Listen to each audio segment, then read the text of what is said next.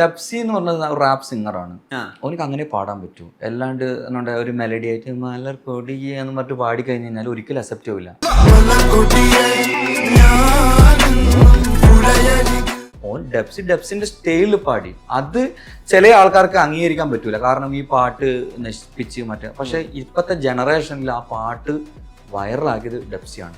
സ്റ്റേജിൽ എങ്ങനെയും പെരുമാറാമോ? എന്താ ഡബ്സി എങ്ങനെയാ ചിന്തിക്കുന്നതെന്ന് അറിയില്ല. ചിലപ്പം ഓനത് ആ സമയത്ത് ട്രോള് കിട്ടാനോ അല്ലെങ്കിൽ ഇത് വൈറലാകാൻ വേണ്ടി ഇട്ട് കൊടുക്കുന്നേ അറിയാം.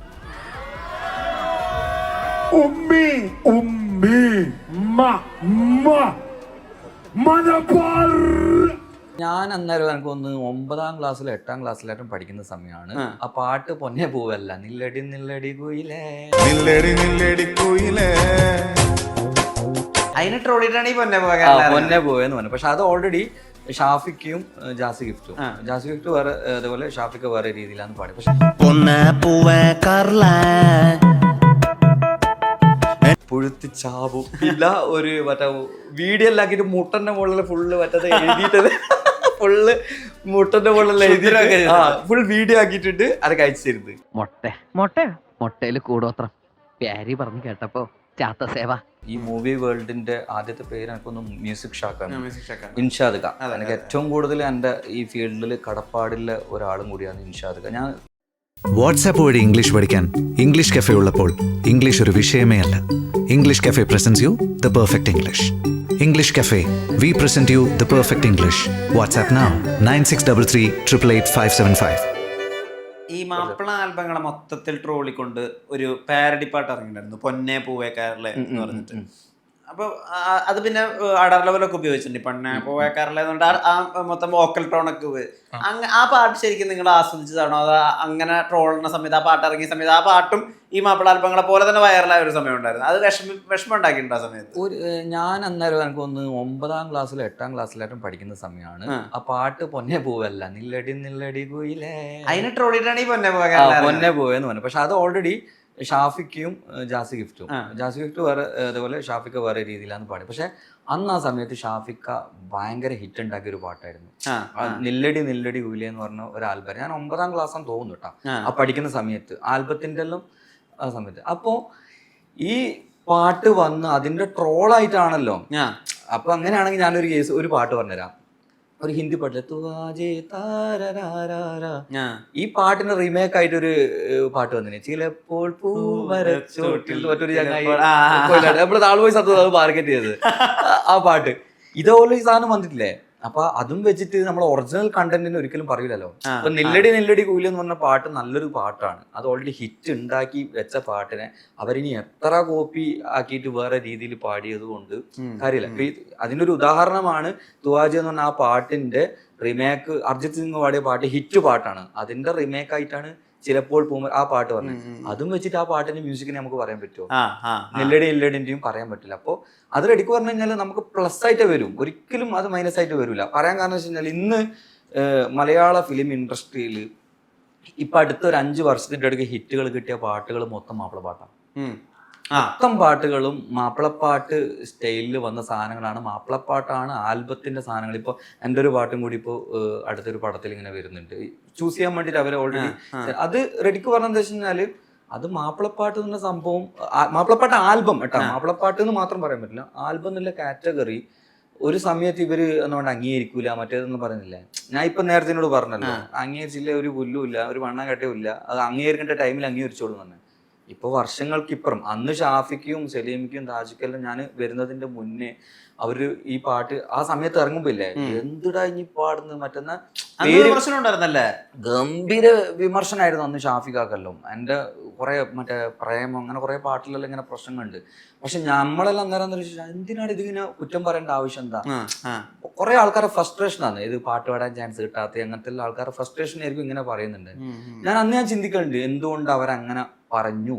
ഇത് ഇന്ന് ആ പാട്ടുകള് സിനിമയിലേക്ക് ചൂസ് ചെയ്ത് നോക്കുമ്പോൾ ആൾക്കാർ നല്ല പറയാൻ തുടങ്ങി.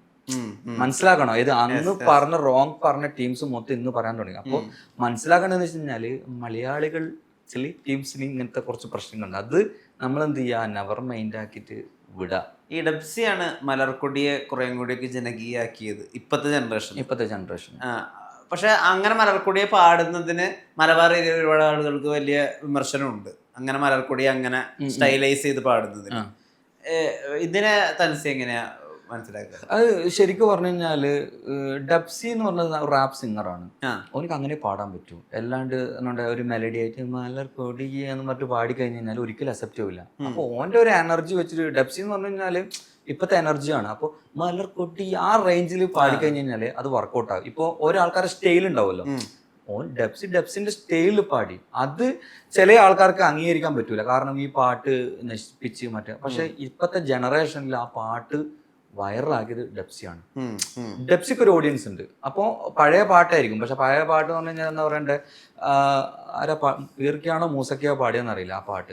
അത് ഓൾറെഡി ഇവിടെ വരുമ്പോൾ ഇപ്പോഴത്തെ ജനറേഷനിലെ ആൾക്കാർക്ക് ചിലപ്പോൾ ഇവരെ അറിയാൻ പറ്റണമെന്നില്ല. ആരാ മൂസക്കാനിയോ പിന്നെ പുതിയ പിള്ളേർക്ക് ഒരിക്കലും അറിയാൻ പറ്റില്ല. കാരണം എനിക്ക് നല്ലോണം ഇതിനെപ്പറ്റി അറിയുന്നേ കേട്ടോ. മറ്റേ ഡബ്സി ഓൾറെഡി ആ സാധനം പാടി ഈ ജനറേഷനിൽ പാട്ടെത്തി. അപ്പോൾ അവരെ എന്തറിയാ, ഇത് ആരാ ആദ്യം പാടിയത്, മൂസക്ക പീർക്ക, അങ്ങനെയാണ് ചിലപ്പോൾ അവരെ പേര് അറിയാൻ പറ്റും. അപ്പൊ അതൊരു റെഡിക്കോന നല്ല കാര്യമല്ലേ ചെയ്യുന്നത്. ഇപ്പൊ ഡബ്സിയുടെ സ്റ്റേജിലെ പെരുമാറ്റം, അല്ലെങ്കിൽ അദ്ദേഹം മലബാറിനെ അഡ്രസ് ചെയ്യുന്നത്, അറബിയെ അഡ്രസ് ചെയ്യുന്നതിനൊക്കെ വലിയ വിമർശനവും ഇൻസ്റ്റാഗ്രാമിൽ ഒരു സൈഡിൽ നിൽക്കുന്നുണ്ട്. ഇപ്പം ആര്യബട ഉൾപ്പെടെയുള്ള ആളുകൾ പറയേണ്ട ഈ സ്റ്റേജിൽ ഇങ്ങനെയൊക്കെ പെരുമാറുന്നവർക്ക് ലക്ഷങ്ങൾ കൊടുക്കുന്നത് ശരിയല്ല എന്നൊക്കെ വിമർശനങ്ങൾ വരുന്നുണ്ട്. സ്റ്റേജിൽ എങ്ങനെയും പെരുമാറാമോ? എന്താ സ്റ്റേജിൽ ഞാനൊരു സംഭവം പറഞ്ഞുതരാം. ഞാനിപ്പോൾ നേരത്തെ പറഞ്ഞല്ലോ, ഞാൻ കുറേ കണ്ടന്റ് ഉണ്ടാക്കി അതൊരു ബിസിനസ് ആയിട്ട് ഞാൻ കരുതുന്നത് കൊണ്ട് നമ്മൾ ചില സംഭവം ഇട്ട് കൊടുക്കാറുണ്ട്, ട്രോള് പോലെ. അതുപോലെ ഡബ്സി എങ്ങനെയാണ് ചിന്തിക്കുന്നതെന്ന് അറിയില്ല. ചിലപ്പം ഓനത് ആ സമയത്ത് ട്രോള് കിട്ടാനോ അല്ലെങ്കിൽ ഇത് വൈറലാകാൻ വേണ്ടി ഇട്ട് കൊടുക്കുന്നതെന്ന് അറിയില്ല. പക്ഷെ എൻ്റെ ഒരു പേഴ്സണൽ ഒപ്പീനിയൻ പറയാം, ഞാനൊരു സ്റ്റേജ് പ്രോഗ്രാമിന് പോയി കഴിഞ്ഞാൽ അവിടെ ചിലപ്പോൾ ഞാൻ പാട്ട് പാടിയിട്ട് ചിലപ്പോൾ ഒരു 1000 ആൾക്കാരുണ്ടെങ്കിൽ എന്നോട് പറഞ്ഞ 1000 ആൾക്കാർ ഫോട്ടോ എടുക്കണമെന്ന്, ഞാൻ 1000 ആൾക്കാരെ ഫോട്ടോ എടുത്ത് അവരുടെക്ക് എത്രത്തോളം താന്ന് നിന്നിട്ട് നിൽക്കാൻ പറ്റും, അവരെ ഹാപ്പി ആക്കിയിട്ട് എൻ്റെ ഏതൊരു ഫോട്ടോ എടുത്താൽ ചിരിച്ചിട്ടേ എൻ്റെ ഒരു ഫോട്ടോ ഉണ്ടാവും. കാരണം അവർ നമ്മളെ പാട്ട് ആസ്വദിക്കുന്നതിനെക്കാട്ടിയും കൂടുതൽ വരുന്നത് നമ്മളെ കൂടെ ഒരു ഫോട്ടോ എടുക്കാൻ, നമ്മളെ കണ്ടിട്ട് സംസാരിക്കാനാണ്. ഇപ്പം ഞാൻ എൻ്റെ വീഡിയോസിൽ എടുത്ത് നോക്കിയാൽ മനസ്സിലാവും. മാക്സിമം ഞാൻ എന്ത് ചെയ്യുക, അവരെടുക്കുക. ചിലപ്പോൾ എൻ്റെ ചില ഷോയിലെല്ലാം ഡാൻസ് എല്ലാം കളിച്ചിട്ടെല്ലാം ഫുള്ള് വെള്ളം അടിച്ച് പാമ്പായിട്ട് ഓഫായിട്ട് വെക്കുന്ന ടീമാണ്. ഞാൻ നേരത്തെ പറഞ്ഞല്ലോ, എനിക്ക് വെള്ളം അടിക്കുന്ന ആൾക്കാരെ കണ്ടുകൂടാ. പക്ഷേങ്കിൽ ഞാൻ ഈ പ്രോഗ്രാമിന് വന്നു കഴിഞ്ഞാൽ ചിലപ്പോൾ ഫുള്ള് വെള്ളം അടിച്ചിട്ട് സ്മെല്ലെല്ലാം ഉണ്ടാവും. എൻ്റെ ഇങ്ങനെ കയ്യിലിങ്ങനെ പിടിച്ച് മൂത്ത് ഇങ്ങനെ അങ്ങനെയെല്ലാം ചെയ്യുന്ന സമയത്ത് പോലും ഞാൻ അങ്ങനെ എൻ്റെ മനസ്സോട് ഇങ്ങനെ പറയും, കൺട്രോൾ കൺട്രോൾ കൺട്രോൾ കൺട്രോൾ. കാരണം എന്താ വെച്ച് കഴിഞ്ഞാൽ എൻ്റെ ക്യാരക്ടർ എനിക്ക് ഞാൻ ചില സമയത്ത് ഭയങ്കര ചൂടാവും. പക്ഷെ ഞാനിങ്ങനെ ചിന്തിക്കും, അല്ലാവേ ഒന്നും പറയാൻ പാടില്ലേ, കാരണം എൻ്റെ പാട്ട് ഇഷ്ടപ്പെട്ടിട്ടില്ല, എന്നെ ഇഷ്ടപ്പെട്ടിട്ട് വരുന്ന ഒരാളാണ്. അപ്പം ഞാൻ അത്രയും കൺട്രോൾ ചെയ്തിട്ട് നിൽക്കണം. ഞാൻ ഇങ്ങനെ ക്ഷമിച്ച് ഇങ്ങനെ നിൽക്കും. ചിലപ്പോൾ എന്താ പറയുക, സ്മെല്ലൊന്നും നമുക്ക് എനിക്കങ്ങനെ പിടിക്കൂല. അപ്പോൾ ഭയങ്കരമായിട്ട് ഇറിറ്റേഷൻ വരുമ്പോൾ ഞാൻ പറയാം, മുത്തേ വെള്ളം അടിച്ചിട്ടുണ്ടല്ലേ. അപ്പോൾ ഞാൻ ചില സമയത്ത് ഞാൻ പറയാടാ ഒന്ന് ഫോട്ടോ എടുക്കാൻ, നമുക്ക് ആ സ്മെല്ല് ഇത് വരുന്നുണ്ട് എന്ന് പറയും. അങ്ങനെ അല്ലാണ്ട് അപ്പോൾ അങ്ങനെ ഡീൽ ചെയ്യല്ലാണ്ട് ഒരിക്കലും എനിക്ക് വേറൊരാളെ ഹേർട്ട് ചെയ്യുന്ന എനിക്ക് ഇഷ്ടമല്ല. എന്നുകൊണ്ട് ഏതൊരു ഇപ്പം എൻ്റെ ഓഡിയൻസ് എന്ന് പറഞ്ഞു കഴിഞ്ഞാൽ ഏറ്റവും എനിക്ക് തോന്നുന്നു കുട്ടികളാണ്. കുട്ടികൾക്ക് വേണ്ടി ഒരുപാട് ആൽബങ്ങൾ ചെയ്തിരുന്നല്ലോ അല്ലേ? അതെന്തുകൊണ്ടെന്ന് വെച്ച് കഴിഞ്ഞാൽ കുട്ടികളുടെ ആൽബങ്ങളാണ് ഞാൻ കൂടുതൽ ഫോക്കസ് ചെയ്യുന്നത്. അത് കോടിക്കണക്കിന് വ്യൂസുകളും അതിൻ്റെ കൂടെ നല്ല വരുമാനം എനിക്ക് കിട്ടുന്നുണ്ട്. പിന്നെ കുട്ടികളോട് എനിക്കൊരു സ്പെഷ്യൽ ഇഷ്ടം ഉണ്ടായിരുന്നു. അപ്പം അതുകൊണ്ട് നീ കുട്ടികളെ വെച്ചിട്ട് ആൽബം ചെയ്യും. അപ്പം എന്നോട് പല ആൾക്കാരും പറയടാ, കാർട്ടൂൺ പോലത്തെ പാട്ടാണല്ലോ, ഇതെന്തിന് നീ ഇറക്കുന്നതെന്നെല്ലാം ചോദിക്കാറുണ്ട്. അപ്പം ഞാൻ പറയൂ, കുട്ടികൾക്ക് ഭയങ്കര സാഹിത്യത്തിലെല്ലാം എഴുതിയിട്ടൊന്നും കൊടുത്താലൊന്നും ഒരു കാര്യമില്ല. കാരണം കാർട്ടൂൺ ബേസിക്കലി ഇപ്പോൾ എന്നാ മറ്റേ ഒരു ആ പാട്ടെല്ലാം റെഡി പറഞ്ഞു കഴിഞ്ഞാൽ കുട്ടികൾക്ക് ആനിമേഷൻ സോങ്ങാണ്. ഏതോ പൃഥ്വിരാജ് ചെയ്ത ഇന്റർവ്യൂവിൽ ഇങ്ങനെ പറയുന്നുണ്ട്, എൻ്റെ മോക്ക് ഏറ്റവും എൻ്റെ പാട്ടിഷ്ടം ആനിമേഷനിലെ ഈ പാട്ടാന്ന് പറഞ്ഞത് കാത്തു. അത് എത്രയോ മില്യൺ വ്യൂസ് ഉണ്ട്, 400 മില്യൺ ആയിട്ടും യൂട്യൂബിൽ വ്യൂസ് ഉണ്ട്.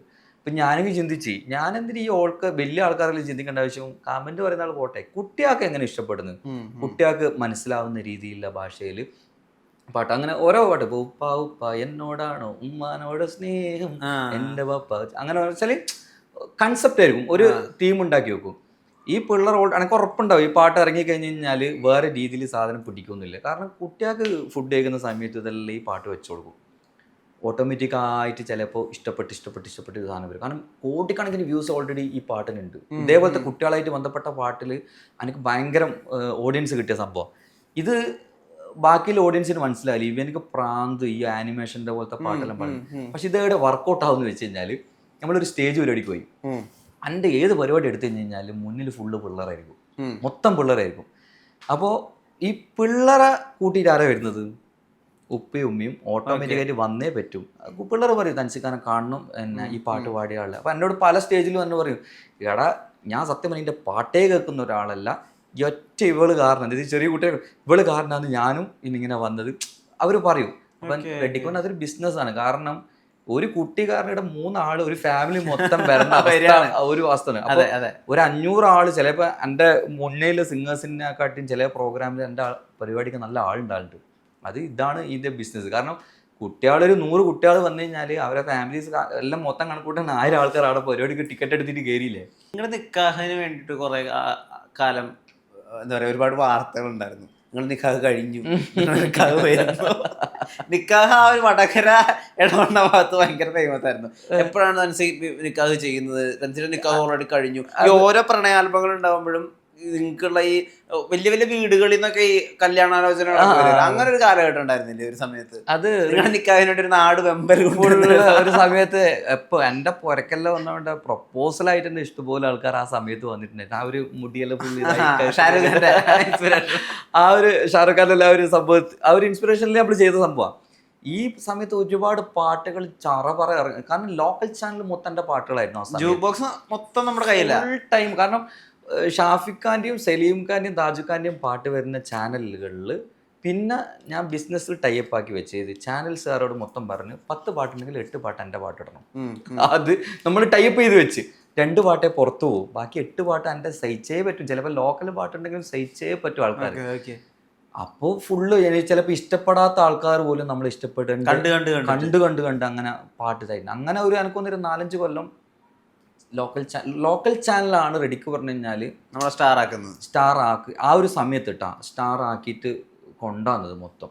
ഈ ഒരുപാട് ഗോസിപ്പുകൾ ഉണ്ടായിരുന്നില്ലേ? ഒരുപാട്. ഒന്നാമത് വെച്ചാൽ ഇപ്പോൾ ഒരു പെൻഡവാരില് ആൽബത്തിലെ മദ്യപാനിയാണ്, മദ്യപാനിത്തിന്റെ ഒരു ക്യാരക്ടറാണ്. സത്യം പറഞ്ഞ ലൈഫിൽ ഞാൻ ഇതുവരെയായിട്ട് ഒരു വീഡിയോ പോലും വലിച്ചിട്ടില്ല. എൻ്റെ സുഹൃത്തുക്കളോട് പോലും ഞാൻ വീഡിയോ വലിച്ചു കഴിഞ്ഞാൽ പൈസ ഞാൻ കൊടുക്കല്ല. എൻ്റെ ഒപ്പരം വരുന്ന ആൾക്കാരെ ഞാൻ പറഞ്ഞ് ഫുഡ് അടിച്ചു നമ്മൾ, പക്ഷെ സിഗരറ്റോ അല്ലെങ്കിൽ ഇങ്ങനത്തെ പരിപാടികളോ അല്ലെങ്കിൽ വെള്ളടിക്കുന്നോ എൻ്റെ ലൈഫിൽ ഞാൻ യൂസ് ചെയ്തിട്ടില്ല. എനിക്ക് യൂസ് ചെയ്യേണ്ട ഒരുപാട് അവസരങ്ങളുണ്ട്. കാരണം ഞാൻ ബിസിനസ് ചെയ്യുന്നതുകൊണ്ട് പല സ്ഥലത്തും രാജ്യത്തെല്ലാം ഞാൻ സഞ്ചരിക്കുന്നത് ഇതുമായിട്ട് ബന്ധപ്പെട്ടിട്ട്. ബിസിനസ് ടീം ഒരുവിധം 3/4 ടീമെല്ലാം ഒന്ന് അടിച്ചിട്ട് തുടങ്ങിക്കൂടെ എന്ന് പറയല്. പക്ഷെ ഞാൻ അടിക്കാറില്ല എന്ന് പറഞ്ഞു കഴിഞ്ഞാൽ എൻ്റെ ഉമ്മ എന്നെ പഠിപ്പിച്ച ഒരു സംഭവം. പക്ഷെ ചില സമയത്തെല്ലാം ഞാൻ ഇങ്ങനെ ചിന്തിക്കാറുണ്ട്, ഞാനിപ്പോൾ അവർ കാണാണ്ട് അടിച്ചു കഴിഞ്ഞാൽ അടിക്കാലോ എന്നുള്ളൊരു സംഭവം. പക്ഷെ ഞാൻ എൻ്റെ ഉമ്മാനോട് ചെയ്യുന്ന ഏറ്റവും വലിയ എന്താ പറയുക തെറ്റായിരിക്കും ചിലപ്പോൾ. ഞാൻ ഉമ്മാനെ അത്രയും ട്രസ്റ്റ് ചെയ്യുന്ന ഒരാളാണ്. അപ്പോൾ ഉമ്മ പറഞ്ഞ കാര്യങ്ങൾ അല്ലെങ്കിൽ ഉമ്മ പറയാറുണ്ട് എന്തുകൊണ്ട് ഇങ്ങനെ ചെയ്യാൻ പാടില്ല. അതുകൊണ്ട് മാത്രമാണ് സത്യം പറഞ്ഞു കഴിഞ്ഞാൽ ഞാൻ എൻ്റെ ലൈഫിലേക്ക് ഇങ്ങനത്തെ കാര്യങ്ങളൊന്നും അടുപ്പിക്കാത്തത്. അപ്പോൾ ആൽബത്തിൽ ക്യാരക്ടറിൽ തന്നെ വന്നു കഴിഞ്ഞാൽ ഞാൻ ഉമ്മാക്കൊന്നും ആൽബം കാണിച്ചു കൊടുക്കലും കൂടിയില്ല. കാരണം പേടിയാ. സിഗരറ്റെല്ലാം വലിക്കുന്ന സീൻ ഉണ്ടെങ്കിൽ സിഗരറ്റ് ഇങ്ങനെ വെച്ചിട്ട് എന്നിട്ട് പുക വേറെ ആളുകളെ കൊണ്ട് ഇങ്ങനെ സെറ്റ് ചെയ്യും. ഷോർട്ട് ചെയ്യുമ്പോൾ എന്നിട്ട് ഞാൻ ഇങ്ങനെ അഭിനയിക്കുകയായിരുന്നു. വെള്ളടിക്കുന്നതാണെങ്കിൽ ചിലപ്പോൾ കട്ടൻ ചായ ആയിരിക്കും, ചിലപ്പോൾ പെപ്സി ആയിരിക്കും. പക്ഷേ ജനങ്ങളുടെ അടുക്ക് വരുമ്പോൾ അതെന്താ പ്രശ്നം അറിയാം, കമൻറ്റ് വരുന്ന അല്ലെങ്കിൽ ഗോസിപ്പ് വരുന്ന കാര്യം എന്ന് വെച്ച് കഴിഞ്ഞാൽ ആ സമയത്ത് ട്രെൻഡായിട്ട് നിൽക്കുന്ന മാപ്പിളപ്പാട്ടിൽ ഒരു 4-5 സിംഗേഴ്സേ ഇല്ലു ആൽബത്തിൽ. അത് ഫുൾ കാരണം ഫുൾ ടൈം ആൽബത്തിൽ ഇവർ കാണുന്നത് ലോക്കൽ ചാനൽ. അന്ന് ലോക്കൽ ചാനൽ ഇന്നത്തെ പോലെ ഒന്നും അല്ലല്ലോ. ഫുൾ ടൈം നമ്മളെ പാട്ട് കാണുമ്പോൾ ചിലപ്പോൾ ചെറിയ എന്താ പറയണ്ടേ +1 അല്ലെങ്കിൽ 10ാം ക്ലാസ് കഴിഞ്ഞ് കുട്ടികൾക്കിറക്കാൻ ചിലപ്പോൾ ഒരു അട്രാക്ഷൻ തോന്നാതിരിക്കും. അപ്പം പറയും പിന്നെ തൻസിഖാന്റെ പാട്ട് അല്ലെ തൻസീറിന്റെ പാട്ട് ഇങ്ങനെ വരുന്നുണ്ട്, ആരോടോ പറയുന്നത്, ആങ്ങളിനോടോ അല്ലെങ്കിൽ കാമുകനോടോ ഇങ്ങനെ പറയും. ഓട്ടോമാറ്റിക്കായിട്ട് അവർക്ക് ഈഗോ അടിക്കും, മോൻ്റെ ഓം വെറും കള്ളുകൂടിയാനായത് കൺഫേം വരും. അങ്ങനെ ആണെന്നല്ല ഒരുപാട് ആൾക്കാർ എൻ്റെ അടുക്ക് പിന്നെ ഒരു സമയത്ത് സ്റ്റേജ് പ്രോഗ്രാമിലെല്ലാം വന്നു കഴിഞ്ഞ് കഴിഞ്ഞാൽ എന്നോട് പറയും, പിന്നെ ഞാനായിട്ട് കമ്പനിയൊക്കെ ഞാൻ പറയും, എടാ ഞാൻ ഇങ്ങനെയൊന്നല്ല വിചാരിച്ചത്, എൻ്റെ പെങ്ങളോട് ഞാൻ ഇങ്ങനെയെല്ലാം പറഞ്ഞു പോയിട്ടുണ്ട്, എൻ്റെ കാമി പോയിട്ട് ഇങ്ങനെ പറഞ്ഞു പോയിട്ടുണ്ടെന്നല്ലോ. ഞാൻ പറഞ്ഞ സീനില്ലടാ, ഭയങ്കര നെഗറ്റീവ് കിട്ടിയ. പക്ഷേ ഞാനതൊന്നും സത്യം പറഞ്ഞാൽ അന്നും ഇന്നും ഞാനത് ശ്രദ്ധിക്കില്ല. എന്നാ പറയണ്ടേ, കമൻറ്റ് വരുന്നതോ ഗോസിപ്പ് വരുന്നതോ നെവർ. പക്ഷെ 1-2 കേസുകൾ എന്നുകൊണ്ട് എൻ്റെ പേരിൽ ഫേക്ക് ഐ ഡി തുടങ്ങിയിട്ട് ഭയങ്കര പ്രശ്നങ്ങളായിരുന്നു. കാരണം ഒരുപാട് ഫേക്ക് ഐ ഡി വീഡിയോസ് ഒക്കെ ചെയ്യുമായിരുന്നു ആളുകൾ. എങ്ങനാ? അതായത് ഒരു ഒരു ഭയങ്കര പ്രമാദമായ കേസ് ഉണ്ടായിരുന്നില്ലേ, നിങ്ങളെ പറ്റിയിട്ട് തന്നെ ഒരാൾ നിരന്തരം വീഡിയോ ചെയ്തുകൊണ്ടിരുന്നത്? അതെല്ലാം പണി കൊടുത്തിരുന്നു. പണി ഇപ്പൊ എനിക്കെതിരെ ഇപ്പൊ കമന്റ് അടിക്കുന്നതിന് പുറമെ എന്തെങ്കിലും പ്രശ്നങ്ങളാക്കിയിട്ടുണ്ടെങ്കിൽ ചിലപ്പോൾ അവരെ യൂട്യൂബ് ചാനലാണ് ഞാൻ അടിച്ചു കളയും. അത് ഒന്നും നോക്കില്ല. കാരണം എന്നെ പറ്റിയിട്ട് എന്നുകൊണ്ട് എനിക്ക് ഇഷ്ടപ്പെടാത്ത അല്ല എന്നെ പറ്റി റോങ് ആയിട്ട് എന്തെങ്കിലും ഇല്ലാത്തത് പറഞ്ഞിട്ട് ഉണ്ടാക്കിയിട്ട് അത് യൂട്യൂബിലോ സോഷ്യൽ മീഡിയയിലോ എവിടെ ഇട്ട് കഴിഞ്ഞാലും അത് അടിച്ചു കളയും. അതിൻ്റെ എല്ലാ പരിപാടിയും എൻ്റെ കയ്യിലുള്ളത് കൊണ്ട് കറക്റ്റ് സ്ട്രൈക്കായിട്ടോ ചിലപ്പോൾ ഞാൻ സ്ട്രൈക്ക് ഒന്നായിട്ടൊന്നും കൊടുക്കൂല. കാരണം എന്നെപ്പറ്റി ഇങ്ങനെ പറഞ്ഞ് ഞാൻ ആദ്യം നോക്കും ഇത് കണ്ടന്റിന് വേണ്ടിയിട്ടാണോ അല്ലെങ്കിൽ എന്നോട് വ്യക്തിപരമായിട്ട് ഇഷ്ടമില്ലാത്ത എന്നുകൊണ്ട് ഭയങ്കരമായിട്ട് മോശമായിട്ട് പറയുന്നില്ലേ, അങ്ങനെ വ്യക്തിപരമായിട്ടാണ് ഞാൻ നേരെ ഓഫീസിൽ സ്റ്റാഫിനെ അയച്ചു കൊടുക്കും. ഇത് ഇവരെ മൊത്തം ഒന്ന് ബയോഡേറ്റ ഒന്ന് തപ്പ് എന്ന് പറയും. കറക്റ്റ് ഒരു തൻസിക്ക ഇത് പ്രശ്നക്കാരനാണ്, ഇവന് ഇവിടെ പറഞ്ഞിട്ടുണ്ട് അവർ പറഞ്ഞു. ഞാൻ നേരെ സ്ട്രൈക്ക് അടിക്കുക, ചാനൽ കളയുക. ചാനൽ കളഞ്ഞിട്ട് എനിക്ക് എന്നോട് മെയിലെല്ലാം വരും. പിന്നെ ആദ്യം പറയുമോ തൻസീർക്ക ഞാൻ സോറി ഞാൻ ഇങ്ങനെ ചെയ്തു പോയതാണ്, ഒന്ന് എനിക്ക് ചാനൽ റിട്ടേൺ തരുമോ എന്നെല്ലാം ചോദിച്ചിട്ട് ഒരുപാട് മെയിൽ ഇങ്ങനെ വരും കേട്ടോ. ഞാൻ മെയിലെല്ലാം നോക്കും. കാരണം എനിക്ക് കമ്പനി മെയിലെല്ലാം വരുന്നുണ്ട്. മെയിലെല്ലാം നോക്കി നോക്കുമ്പോൾ ചില റീപ്ലൈ കൊടുക്കാണ്ടിരിക്കുമ്പോൾ ഇല്ലേ നീ പുഴുത്തി ചാവും. ഇല്ല ഒരു മറ്റേ വീഡിയോ എല്ലാം ആക്കിയിട്ട് മുട്ടൻ്റെ മുകളിൽ ഫുള്ള് മറ്റേ എഴുതിയിട്ടത് ഫുള്ള് മുട്ടൻ്റെ മുകളിൽ എഴുതിയിട്ട് ഫുൾ വീഡിയോ ആക്കിയിട്ടിട്ട് അതൊക്കെ അയച്ചു തരുന്നത്. ഞാൻ പറഞ്ഞു മുത്ത എനക്കിതൊന്നും ഞാൻ അന്നേരം റീപ്ലൈ കൊടുക്കട്ടെ, ഒരു വിശ്വാസവും ഇല്ല എനിക്ക്.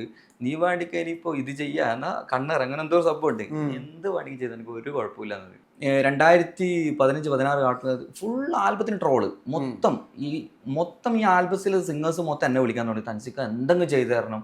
സീനിയറായിട്ടുള്ള സിംഗേഴ്സ് പോലും എന്നെ വിളിച്ച് പറഞ്ഞു തൻസി എന്നെ പറ്റി ഇങ്ങനെ ഒരു ട്രോള് വന്നിട്ടുണ്ട്, നിനക്കേ ഇത് ചെയ്യാൻ പറ്റും. കാരണം സോഷ്യൽ മീഡിയ അല്ലെങ്കിൽ ഇതിൻ്റെ ഒരു കമ്പനി എൻ്റെ കയ്യിലുള്ളത് കൊണ്ട് ഇവർക്കെല്ലാം ഒരു ഹെൽപ്പായിട്ടാണ് ഞാനുള്ളത്.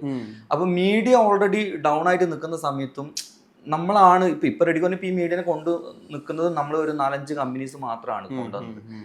അപ്പോൾ ചെയ്തു കൊടുക്കേണ്ട കടമ എനക്കുണ്ട് അവർക്ക്. അപ്പം ഞാൻ ആദ്യം എന്ത് ചെയ്യും, അവരോട് വിളിച്ചു പറയും ഇത് ഫസ്റ്റ് ഒരടാ ആ സാധനം റിമൂവ് ചെയ്തോ, മുത്തേന്നെല്ലാം വിളിച്ചിട്ടാണ് തുടങ്ങാൻ. മുത്തേ ഒന്ന് റിമൂവ് ചെയ്യടാ, അത് റിമൂവ് ചെയ്തില്ലേ പ്രോബ്ലം ആവും എന്ന് പറയും. അപ്പം ഈ ചില ചെക്കന്മാർക്ക് എന്ന് വെച്ച് കഴിഞ്ഞാൽ ഇവർക്ക് അറിയില്ല, ഇവരെ വിചാരം തൻസീർ കൂത്ത് പറയുമ്പോൾ പാട്ട് പാടുന്ന ഓൻ എന്ത് ചെയ്യാൻ പറ്റും, എൻ്റെ ചാനലൊന്നും ചെയ്യാൻ പറ്റൂല, അല്ലെങ്കിൽ വന്ന് കഴിഞ്ഞാൽ നമുക്ക് ഇടുന്ന പരിപാടിക്കൊന്ന് പൊക്കിട്ടടിക്കുക, ഇതെല്ലാം മൈൻഡ് ഉണ്ടായിരുന്നു. ഞാൻ എൻ്റെ കൂടെ എപ്പോൾ ഫുൾ സെറ്റപ്പിലായ പോക്ക് നേരെ വിളിച്ചിട്ട് പറഞ്ഞു കഴിഞ്ഞാൽ നേരെ ഇവരെന്ത് ചെയ്യാന്ന് വെച്ച് കഴിഞ്ഞാൽ റിമൂവ് ചെയ്യൂല. അപ്പോൾ എൻ്റെതായിട്ടുള്ള കണ്ടന്റ് ആണെങ്കിൽ ഞാൻ ഒരിക്കലേ പറയും. പക്ഷെ വേറെ ആർട്ടിസ്റ്റ്മാരാണ് എടാ അവരെ ഇങ്ങനെ ഫാമിലിക്ക് പ്രശ്നം വരുന്നുണ്ട് അതൊന്ന് ചെയ്തു കൊടുക്കുക, ഭയങ്കര തണ്ടേക്കും. കാരണം അവരെ കണ്ടന്റ് പോലെ നമ്മൾ ഉണ്ടാക്കിയ കണ്ടന്റ് അല്ലേ. ഞാൻ പറഞ്ഞു മുത്തേ നീ ഒരാളെ പറ്റിയിട്ട് എന്നാ മോശം പറഞ്ഞ് അത് കുറേ സിനിമ ക്ലിപ്പ് യൂസ് ചെയ്തിട്ടാണ് ഇത് ചെയ്തിട്ടുള്ളത്, അതങ്ങനെ നമുക്ക് റിമൂവ് ചെയ്യാൻ ഓപ്ഷൻ ഉണ്ട്. ഈ സിനിമ ക്ലിപ്പ് യൂസ് ചെയ്ത് കഴിഞ്ഞ് കഴിഞ്ഞാൽ അതിൻ്റെ സിനിമേൻ്റെ റൈറ്റ്സ് ആർക്കെങ്കിലും ഉണ്ടെങ്കിൽ നമുക്ക് സ്ട്രൈക്ക് അടിക്കാം, അല്ലെങ്കിൽ തമ്പിന് സ്ട്രൈക്ക് അടിക്കാം, അല്ലെങ്കിൽ ഇങ്ങനെ കുറേ സംഭവങ്ങൾ ഇതിനകത്തുണ്ട്. പേര് ഉപയോഗിച്ച് തമ്പ് ഉപയോഗിച്ചിട്ടല്ലേ നമുക്ക് കളയാം. ചിലപ്പോൾ ഇത് പേര് വെച്ചിട്ടും ചിലപ്പോൾ കളയാൻ പറ്റാത്ത സാധനമുണ്ട്. പക്ഷേ അതിൻ്റെ ടെക്നിക്ക് പോലും എനിക്കറിയാം, എങ്ങനെ എടുത്ത് കളയണം എന്നറിയാം, പറഞ്ഞാൽ നിൽക്കില്ല. അപ്പം കുറേ ആൾക്കാരുടെ ഒരേ ടൈമിൽ വെച്ചിട്ട് പറയും ഒന്നുമില്ല, അടിച്ചങ്ങോട്ട് ഫയർ ചെയ്യും, ചാനലിലേ കളയും മൊത്തം. തണ്ടാക്കിയ ആൾക്കാരടക്കം ചാനൽ മൊത്തം കളഞ്ഞിട്ടുണ്ട്. ഒരുപാട് ആൾക്കാർ എനിക്കൊന്നും എന്തായാലും ഒരു 150ഓളം ചാനൽ ഞാൻ ഇതാക്കിയിട്ടുണ്ട്. കാരണം അവർ ഓൾറെഡി പിന്നെ പൈസ ഉണ്ടാക്കേണ്ടിയിട്ടല്ല യൂട്യൂബിൽ വരുന്നത്. കാരണം ട്രോളിൻ്റെ ഒന്നും ഒരു ചാനലിൽ നിന്ന് ഫണ്ട് കിട്ടില്ല, മോണിറ്റൈസേഷൻ ഓൺ ആവില്ല. അവർ ഒരാളെ ഇൻസൾട്ട് ചെയ്യുക അല്ല ഒരാളെ മോശമാക്കുക എന്നുള്ള ഇതായിരുന്നു. പിന്നെ ട്രോളേഴ്സ് നല്ല ട്രോളേഴ്സ് ഉണ്ട് എന്നിട്ട് കുറേ ഇപ്പോഴത്തെ ഒരുപാട് ആൾക്കാരെല്ലാം തെറി വിളിക്കാണ്ടും ഒരാളെ മോശമാക്കാണ്ട് കോമഡി ആക്കിയിട്ട് സംഭവം ഉണ്ടാവില്ലേ, ഇത് ചിരിപ്പിക്കാതില്ല സംഭവം. അത് ഞാൻ സപ്പോർട്ട് ചെയ്യുന്നുണ്ട്. കാരണം എൻ്റെതായാലും ഒരുപാട് ട്രോള് ചെയ്യുന്നതും ഞാനെടുത്ത് സ്റ്റോറി അടക്കം വെച്ചിട്ടുണ്ട്. ഇപ്പോൾ കഴിഞ്ഞ ദിവസം എല്ലാം വന്ന ആൽപ്പല കുഞ്ഞോട് കല്യാണത്തിൻ്റെ 9ാം ഭാഗത്തിൻ്റെ ഒരുപാട് ട്രോളെല്ലാം വന്ന വീഡിയോസ് എല്ലാം ഉണ്ട്. ഞാനത് എടുത്തിട്ട് ഷെയർ ചെയ്തിട്ടുണ്ട്, ഞാൻ സ്റ്റോറി ഇട്ടിട്ടുണ്ട് ഷെയർ. നല്ല ട്രോള് പ്രശ്നമില്ല, പക്ഷേ തെറി വിളിക്കുന്ന ട്രോളുകൾ ഇതെല്ലാം. ഹലോ ട്യൂൺസിൻ്റെ കൊയ്ത്ത് എത്ര കാലം ഉണ്ടായിരുന്നു? റെഡിക്ക് പറഞ്ഞു കഴിഞ്ഞാൽ ഈ മീഡിയയിൽ വന്നിട്ട് ഒരു CD യുഗം ഉണ്ടായിരുന്നു. അന്ന് എനിക്ക് സത്യം പറഞ്ഞു കഴിഞ്ഞാൽ ഇന്ന് മൂവി വേൾഡ്, ഈ മൂവി വേൾഡിന്റെ ആദ്യത്തെ പേര് എനിക്കൊന്ന് മ്യൂസിക് ഷാക്കാണ്, ഇൻഷാദ് ഖാൻ. ഏറ്റവും കൂടുതൽ എൻ്റെ ഈ ഫീൽഡിൽ കടപ്പാടില്ല ഒരാളും കൂടിയാണ് ഇൻഷാദ് ഖാൻ. ഞാൻ കഴിഞ്ഞ എല്ലാ ഇന്റർവ്യൂസിലും പറയാറുണ്ട്. പിന്നെ പേഴ്സണലി ഞാനായിട്ട് മൂപ്പറായിട്ടൊരു ബന്ധമുണ്ട്. പിന്നെ ബിസിനസ്സിൻ്റെ നമ്മുടെ നമുക്കെല്ലാം എന്തെങ്കിലും ഐഡിയാസ് കാര്യങ്ങളുണ്ടെങ്കിൽ മൂപ്പറെടുത്ത് നിന്ന് കിട്ടുന്ന പല ഐഡിയാസുകളും നമ്മൾ യൂസ് ചെയ്തിട്ടുണ്ട്. അപ്പോൾ ആ സമയത്ത് മൂപ്പർ ഞാനും കൂടിയിട്ട് ഒരുപാട് വർക്കുകൾ ഞാൻ പ്രൊഡക്ഷൻ ചെയ്യും, മൂപ്പർ മാർക്കറ്റിംഗ്. അപ്പോൾ അങ്ങനെ ഒരുപാട് വർക്കുകൾ നമ്മൾ ഇറങ്ങിപ്പോയിട്ടുണ്ടായിരുന്നു. അപ്പോൾ ഏറ്റവും കൂടുതൽ CD പരിപാടികളിലും ഇൻഷാദ് കാര്യം ചെയ്യുന്നത്. അപ്പോൾ ഇത്രയും പാട്ടുകൾ ഹലോ ട്യൂൺസിൽ അങ്ങോട്ട് വന്നിട്ടുണ്ടായിരുന്നു. അപ്പോൾ ഹലോ ടൂൺസ് നമ്മൾ പിന്നെ സ്വന്തമായിട്ട് തന്നെ അതിൻ്റെ മാർക്കറ്റിംഗ് അങ്ങനത്തെ പരിപാടികളിലും എനിക്ക് തോന്നുന്നു നല്ലൊരു ഫണ്ട് ഹലോ ടൂൺസിൻ്റെ മുകളിൽ കിട്ടിയിട്ടുണ്ട്. ഹലോ ടൂൺസിൻ്റെ മുകളിൽ കിട്ടിയ ഫണ്ട് കാരണമാണ് ഞാൻ ഒരുപാട് എന്താ പറയണ്ടേ മ്യൂസിക് റൈറ്റ്സുകൾ വാങ്ങിച്ചിട്ടുണ്ട്. ഇന്ന് എനിക്ക് തോന്നുന്നു ഏറ്റവും കൂടുതൽ മ്യൂസിക് റൈറ്റ്സ് ചിലപ്പോൾ ലോക്കൽ പാട്ടുകളായാലും ഞാൻ റൈറ്റ്സ് വാങ്ങിക്കലുണ്ട്. ഇതന്നോ ഞാൻ പിന്നെ മാർക്കറ്റ് ചെയ്യാം, അല്ലെങ്കിൽ നമ്മുടെ കണ്ടന്റ് ഓഡിയോ പ്ലാറ്റ്ഫോം ഇപ്പോൾ ഓൾറെഡി യൂട്യൂബ് മാത്രമല്ല ഓഡിയോ പ്ലാറ്റ്ഫോം എല്ലാം ഉണ്ട്. എനിക്കൊന്നൊരു 10,000 അടുക്ക കണ്ടന്റ് എൻ്റെ കയ്യിലുണ്ട്. ഏറ്റവും കൂടുതൽ സൗത്തിൽ ചിലപ്പം ഇങ്ങനത്തെ കണ്ടന്റുകൾ ചിലപ്പോൾ എൻ്റെ അടുക്കായിരിക്കും. എനിക്കറിയില്ല, റീജിയണൽ കണ്ടന്റ് ഏറ്റവും അധികം ഉള്ളത് റീജിയണൽ കണ്ടന്റ് മലബാർ ടൈപ്പ് സോങ്സുകൾ ഏറ്റവും കൂടുതൽ നമ്മുടെ അത് നല്ലതും ചില കമ്പനിക്കാരെല്ലാം നല്ല പാട്ടുകൾ മാത്രമേ എടുക്കൂ. ഞാൻ അതൊന്നുമില്ല, ഞാൻ മറ്റേ തൂക്കി വെക്കുന്ന പോലെയാ, ഇനി മൊത്തം എടുത്തോന്ന് പറയും ഇത്ര ഫണ്ട്. അങ്ങനെ ഒരുപാട് ആൾക്കാരെ കണ്ടന്റ് വാങ്ങിച്ചിട്ടുണ്ട്, ഒരുപാട് ആൾക്കാരെ ചാനൽസ് പൈസ കൊടുത്തിട്ടുണ്ട് വാങ്ങിക്കും. ഏറ്റവും അധികം വിറ്റുപോയിട്ടുള്ള ഹലോ ട്യൂൺ ഏതാ? അതൊരു ഈ ഹലോ ടൂൺസിൻ്റെ ഒരു സംഭവം എന്ന് വെച്ച് കഴിഞ്ഞാൽ കരയണം എന്താ പറയണ്ടേ, മറ്റേ ബ്രേക്കപ്പ് പരിപാടികളില്ല, അതിലാണ് ഏറ്റവും കൂടുതൽ ഹലോ ടൂണിൽ റവന്യൂ വരുന്നത്. മറ്റേ പെണ്ണ് ചിരിച്ചകലും വീണ്ടും നമ്മൾ തനിച്ചാകും, പിരിയും ഹൃദയത്തിൻ വേദന പെണ്ണ് മറന്നിടും. ഈ പാട്ട് ഇറങ്ങിയ സമയത്ത് ഫുൾ തേപ്പിനെ കൊണ്ട് ആറാട്ടായിരുന്നു. ഈ ടീംസ് മൊത്തം ഈ പാട്ട് വെക്കുകയും ചെയ്യും. അപ്പോൾ ഹലോ ടൂൺസിൻ്റെ ആ സമയത്ത് വോഡോഫോൺ, എയർടെൽ ഇവരെല്ലാം നമ്മൾ ടൈപ്പ് ഇവരെല്ലാം ഈ ഹലോ ടൂൺ സ്റ്റാഫായിട്ടുണ്ടാവും. അപ്പോൾ അവർ കൺസിഡർ ചെയ്ത് ഈ പാട്ടാണ് ഇപ്പോൾ ട്രെൻഡിങ് നടക്കുന്നത്, ഫുൾ ഈ പാട്ടപ്പം ചെയ്യുന്നത്. ഞാൻ പറഞ്ഞാൽ എന്നാൽ തേപ്പ് ഭയങ്കരമായിട്ട് നടന്നുകൊണ്ടിരിക്കുന്നുണ്ട്, അതുകൊണ്ടിരിക്കും എന്ന് പറയും. ആ പാട്ടിന് അത്യാവശ്യം നല്ല, കാരണം ആ പാട്ട് ഞാൻ വിചാരിച്ചതുപോലെ ഒരു ആവറേജ് പാട്ടായിരുന്നു. പക്ഷെ ഹലോ ടൂൺസിൽ ലക്ഷങ്ങൾ. ഈ വിരഹത്തേക്കാൾ സുന്ദരമാണ് മരണം, വിരഹം എന്തൊരു വേദന, അതും ഇതുപോലെ ഹലോ ടൂൺസ്. ഹലോ ടൂൺസ് റെഡിക്ക് പറഞ്ഞാൽ എൻ്റെ ഒരുവിധം പാട്ടുകളെല്ലാം ആദ്യത്തെ പല്ലവികൾ മാത്രമേ ചിലപ്പം കേൾക്കാൻ രസം ഉണ്ടാവും. ബാക്കിയുള്ള പാട്ടുകൾ നമ്മൾ വെച്ചടി പീസായിട്ട് ചെയ്യുന്നത്, കാരണം പാട്ടിൻ്റെ എണ്ണം കൂട്ടണമല്ലോ. പക്ഷെ ഫണ്ട് നല്ല വൃത്തിക്ക് നമ്മൾ ഉണ്ടാക്കിയിട്ടുണ്ട് ഹലോ ടൂൺസിൽ. നല്ല ഫണ്ട്, അത് മീഡിയയിലുള്ള ഒരുവിധം ആൾക്കാർക്കെല്ലാം അറിയാം. നല്ല ഫണ്ട് എന്ന് പറഞ്ഞു കഴിഞ്ഞാൽ വിചാരിക്കാത്ത ഇനി പറഞ്ഞ എട്ടൊക്കെ ആ റേഞ്ചിലെല്ലാം ഹലോ ടൂൺസിൻ്റെ മുകളിൽ ഞാനും ഉണ്ടാക്കിയിട്ടുണ്ട്. ഈ മീഡിയയിലെ ആൽബം കമ്പനികളിൽ ഒരു 4-5 കമ്പനീസ് നല്ല ഫണ്ട് ആ സമയം CD-നെക്കാട്ടിയും യൂട്യൂബിനെക്കാട്ടിയും ഫണ്ട് ഉണ്ടാക്കിയത് ഹലോ ടൂൺസിലാണ്. ആ ടൈമിൽ എനിക്ക് സിനിമയിലൊക്കെ അഭിനയിക്കാനൊക്കെ അവസരം വന്നിട്ടുണ്ടായിരുന്നു. കുറേ സിനിമൻ്റെ ഒരു കേസ് വെച്ചാൽ പാട്ട് പാടിയിട്ടുണ്ട്. ഞാൻ കുറേ പാടത്തിൽ 5-8 പാടത്തിലും പാടിയിട്ടുണ്ട്. ആദ്യം ഒരു പടത്തിൽ പാടിയിട്ട് ഞാൻ ഫുള്ള് പരസ്യം കൊടുത്തു. ആ പടം ഇറങ്ങിയിട്ടില്ല. പിന്നെ എന്തിനു പടത്തിന്, പിന്നെ പടത്തിൽ പാടലൊന്നും വലിയൊരു സംഭവമായിട്ട് എനിക്ക് തോന്നിയിട്ടില്ല. ഞാൻ ചിന്തിക്കുന്നതെന്ന് വെച്ചാൽ ഇപ്പോൾ പടത്തിൽ അഭിനയിക്കുക, ഞാൻ പടത്തിൽ കുറച്ച് ചെറിയ ചെറിയ വേഷങ്ങളിൽ അഭിനയിച്ചു. പിന്നെ ഞാൻ ചിന്തിച്ച് എന്തിനു അഭിനയിക്കുന്നുണ്ടെങ്കിലും നല്ല ഹെവി റോളിൽ ജനങ്ങൾക്ക് ഇഷ്ടപ്പെടുന്ന ലെവലിൽ ഈ റോള് കണ്ടിട്ട് അടുത്ത ഇതിൻ്റെ പടത്തിലേക്ക് നമ്മൾ വിളിക്കണം. എല്ലാത്ത പക്ഷം വെറുതെ ലോക്കൽസിന് ചെയ്തിട്ട് അങ്ങനെ ഒരുപാട് പടത്തിൽ ഇപ്പോൾ ലാസ്റ്റ് ടോട്ടെല്ലാം ഒരുപാട് എൻ്റെ കണക്ഷൻ വെച്ചിട്ട് കിട്ടിയിട്ടുണ്ട്. അവിടെ വന്നിട്ട് അഭിനയിക്കടാ, ഞാൻ മുന്നേ വേണ്ട മുത്തേ. കാരണം എന്താ വെച്ച് കഴിഞ്ഞാൽ അതിന് നല്ല എന്ത് ചെയ്യുക, ഒരു 2-3 വർഷം കഴിഞ്ഞിട്ട് ഒരു 1-2 CR വെച്ചിട്ട് ഒരു പടം ചെയ്തിട്ട് പ്രൊഡക്ഷൻ ചെയ്തിട്ട് അതിൻ്റെ അകത്ത് വേണ്ടിക്ക് ചെറിയ എന്തെങ്കിലും റോള് ചെയ്ത് കഴിഞ്ഞാൽ അന്നാലും കുഴപ്പമില്ല. കാരണം പ്രശ്നമില്ല, ഇത് വെറുതെ ആ ടൈം വേസ്റ്റാണ്. പിന്നെ ഇന്ന് ഫിലിമിലുള്ള ആൾക്കാരെക്കാട്ട് ഏറ്റവും കൂടുതൽ വൈറലായിട്ട് നിൽക്കുന്നത് ഇൻസ്റ്റാഗ്രാമിലും ഇൻഫ്ലൂമേഴ്സാണ്. അവരുണ്ടാക്കുന്ന പൈസനെക്കാട്ടിയും കൂടുതൽ ഫണ്ടുകൾ ഈ ഇൻഫ്ലൂമേഴ്സ് പ്രൊമോഷനായിട്ടും പല പരിപാടിയായിട്ടും ഉണ്ടാക്കുന്നുണ്ട്. ഫേമസും ആണ്. കാരണം ചിലപ്പോൾ ഒരു സിനിമയിൽ ചെറിയ റോളെല്ലാം ചെയ്ത ആൾക്കാരൊന്നും ഒരാൾ, കാരണം എനിക്ക് നല്ലോണം അറിയുന്നതെന്ന് വെച്ചാൽ ഞാനെല്ലാം ഫുൾ പ്രോഗ്രാമിന് പോകുമ്പോൾ സീരിയൽ നടന്മാരുണ്ട്, ചിലപ്പോൾ സിനിമയിലെല്ലാം നല്ല വേഷമെല്ലാം ചെയ്തിട്ടുണ്ടാവും. എൻ്റെ മുന്നിൽ തന്നെ പറയുന്നുണ്ട്, എന്നാ വേണ്ടേ ഫോട്ടോ എടുക്കുക, സെൽഫി എടുക്കുക, ഇവർ പോസ്റ്റായ പോലെ ഉണ്ടായിട്ടുണ്ട്. അപ്പോൾ എന്നോട് പറയാം, ഞാനെല്ലാം എത്ര പടത്തിൽ അഭിനയിച്ച് നമുക്കൊന്നും ഒരു ഫാൻ ബേസ് പോലും ഇല്ല. പക്ഷെ നമ്മുടെ അടുക്കല്ല ഓഡിയൻസ് ലോക്കൽ ഓഡിയൻസ് ആണ്. അവർ വന്നിട്ട് പെട്ടെന്ന് അട്രാക്റ്റ് ആവും. ഞാൻ ഈ പറഞ്ഞില്ല, ചെറിയ പിള്ളേരെല്ലാം പറഞ്ഞു കഴിഞ്ഞാൽ ഇവർ ഈ ഫുള്ള് ഫുഡെല്ലാം കഴിക്കുമ്പോൾ എൻ്റെ വാട്ടം കണ്ടിട്ട് നിൽക്കുന്ന ടീംസ് ആയിരിക്കും. ഇവർ വന്നിട്ട് എൻ്റെ എന്നുകൊണ്ട് അനിയനെ പോലെ ചിലപ്പോൾ ഭയങ്കര അടുപ്പായിരിക്കും. ഭയങ്കര അടുപ്പം എന്ന് പറഞ്ഞാൽ അവർക്ക് എന്നെ വിട്ടിട്ട് പോകാൻ തന്നെ ചിലപ്പോൾ സ്റ്റേജിൽ ചില പരിപാടിക്കെല്ലാം ഭയങ്കര ഇതാവും, ഭയങ്കര. അപ്പം ഞാൻ ചില സമയത്ത് ചിന്തിക്കണ്ട, എനിക്ക് ചിലപ്പോൾ ഞാൻ ഇതിലായിരിക്കും ഏറ്റവും കൂടുതൽ എന്താണ് മൈൻഡ് ഒന്ന് സെറ്റ് ആകുന്നുണ്ട്, ഹാപ്പിനെസ് കിട്ടുമല്ലോ, അത് ഭയങ്കരമായിട്ട്. ഈ ഇപ്പൊ ഒരു തീം പിടിച്ചിട്ടേ, ഇപ്പൊ എന്റെ ഭാര്യ കഴിഞ്ഞാൽ എന്റെ കുടുംബം ചെയ്യും, അങ്ങനെ അതിന്റെ ഒരു സെറ്റ് സീരീസ് ചെയ്യാറുണ്ടായിരുന്നു. അത് എന്താണോ വർക്ക് ആവണെന്ന് നോക്കിയിട്ട് അങ്ങനെ സീരീസ് ഉണ്ടാക്കലായിരുന്നു ആ സമയത്ത് പരിപാടി. അത് ഞാൻ എല്ലാ സംഭവങ്ങളും ട്രെൻഡിനനുസരിച്ചിട്ടാണ് നോക്കല്. അപ്പോൾ ഒരു സമയത്ത് ഇപ്പോൾ നമ്മുടെ ഇപ്പോൾ ഭാര്യ ഭർത്താവ് ഭയങ്കര ട്രെൻഡിൻ്റെ എന്തെങ്കിലും സംഭവങ്ങൾ കണ്ടിന് ഓൺ ദ സ്പോട്ടിൽ അത് അങ്ങോട്ട് പൊട്ടിക്കും.